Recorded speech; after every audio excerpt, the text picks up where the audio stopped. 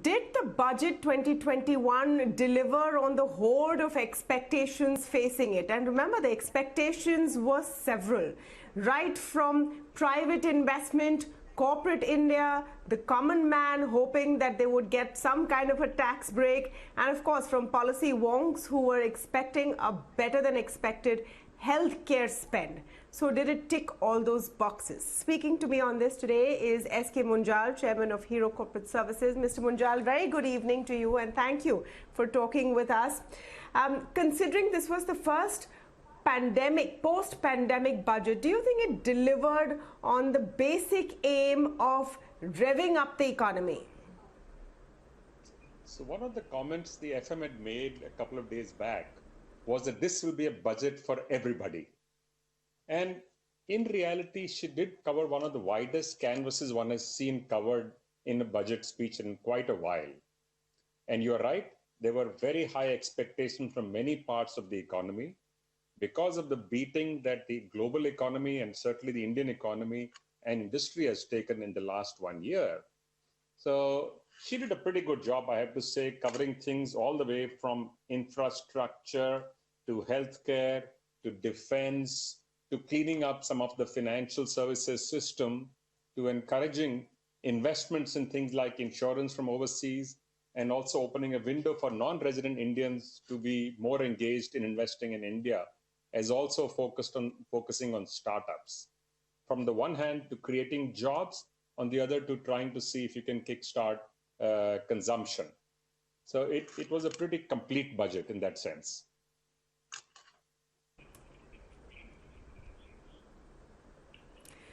You know, on the factor of revving up domestic demand, nothing much was done on taxes or helping out small and medium enterprises or on boosting private investment. Do you think there were missed opportunities there? So I think three things were done, incidentally. Some 15,700 or 800 odd crores has been announced for support to the MSME as an industry. And that there were no tax raises was itself, frankly, a plus, because the expectation in the system was, and you saw the stock markets kind of jump up after the announcements, because they were kind of factoring in that there will be some raises in taxes, etc. And that did not happen. And without doing that, by just raising a few of the import duties and that cess on agriculture cess on fuel, I think she managed to fund all the programs that got announced, and some of them are big programs. Were there missed opportunities? Could more have been done? Of course, there's always more that's possible, because we're such a vast, diverse nation that there's always more that's possible to do. But I think under the circumstances, I would say this is a pretty well done job. The key, however, will now be on implementation, because she's opened just so many windows, whether it's to create a bad bank or it's to encourage more FDI in insurance. It's just a whole host of initiatives that have got kicked off, including in agriculture and fisheries, in small industry. So the question now is, how do you ensure consistent follow through to ensure quality implementation of all of these? If you want to launch large infrastructure projects and you're opening a DA5 window where you're putting in 20,000 crores of your own and hoping to provide 5 lakh crores of funding, that's a lot of work to be done post that. Is gathering and raising that funding both from domestic and international sources. So in the similar manner, she announced an aspirational target for privatization. And by the way, she used the word privatization this time and not just disinvestment.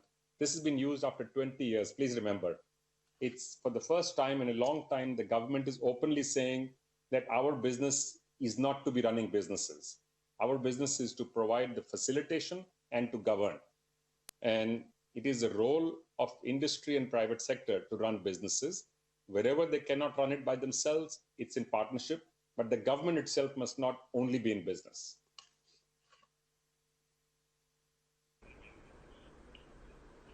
You know, in terms of infrastructure spends, and let me focus a bit on that. Again, big figures, ambitious figures, but we've been hearing of this for the last few years. Where do you think we need to actually push forward in terms of implementing some of these plans and making sure what is allocated on the budget and announced on budget day makes its way to the scheme, sees it to fruition? Frankly, you've actually hit the nail on its head. This is the key. This is the key for this kind of a budget to be successful. To be fair, the road building program in India has done quite well. That has been a very successful program, which is why I think it's a smart idea now to start monetizing some of these, which were quite successfully done in the last 2 years.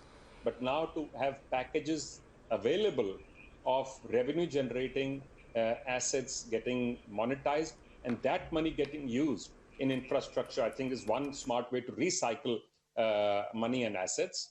But the key is going to be on implementation. And the opportunities are tremendous. On water, they've made a very large allocation of funds. I don't know if it got noticed. The largest climb up in the allocation is for water, in the water mission. The second big opportunity lies in transportation of all kinds.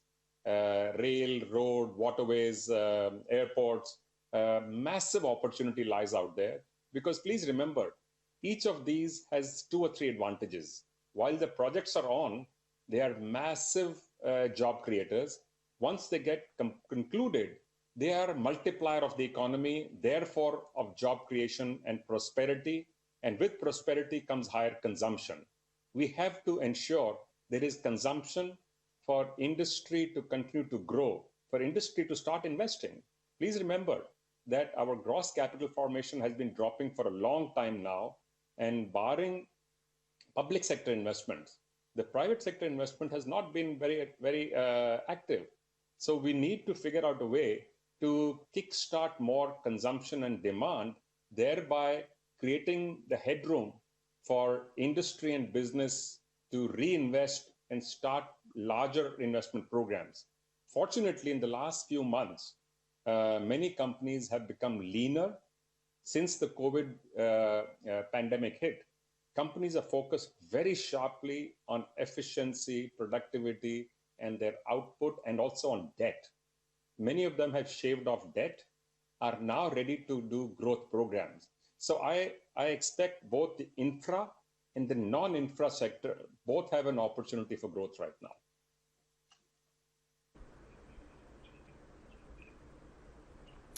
Just last point, Mr. Munjal, and forward-looking really, we've been speaking about the pace of recovery that the Indian economy has seen since the COVID-19 pandemic, since lockdown lifted. Some call it V, some call it K, some point out the imbalance in the recovery. Some sectors are doing fine, some are still in a mess. Do you think the budget has positioned us for a more consistent economic recovery? So there are multiple aspects to those sectors which are suffering. So if you look at sectors like travel, tourism, entertainment, sports, these are places you cannot actually have a massive kickback, because you are still scared, and rightfully so, of getting into tight spaces. People don't want to be in a train or in a plane as much as they can help it right now. You don't want a movie theater filled up. You don't want a stadium filled up. So those have a pace at which they will recover as the vaccine program gets better and stronger. I think that's another area which we need to focus on much more than we have done so far. And that's a program which government cannot and must not do alone. It must take help from the private sector to supplement all of the efforts of the government to quickly spread this. So there are two ends to this, the state of the industry. One, which are recovering quite smartly. And as you know, some of the companies have had their best ever months in the last few months. And there are some which are laggards, including some which are large employers like textile, etc. So the FM actually has touched on both ends. One, where you can be globally competitive and meet that Atmanirbhar program. But for that, we have to be careful to do two things. One, to ensure that we are completely competitive. Second, that we are part of global value chains, that we don't isolate ourselves. And there was some reference to that in her speech. The second is that those which are suffering at the bottom end, small industry, textile, and a whole host of others. She has provided a little bit of a support to some of them. Hopefully, some with the support and some with the health situation improving will see a turnaround. But this is going to be a complex year. Not all sectors will see full recovery in this year. I think it will run over beyond this year.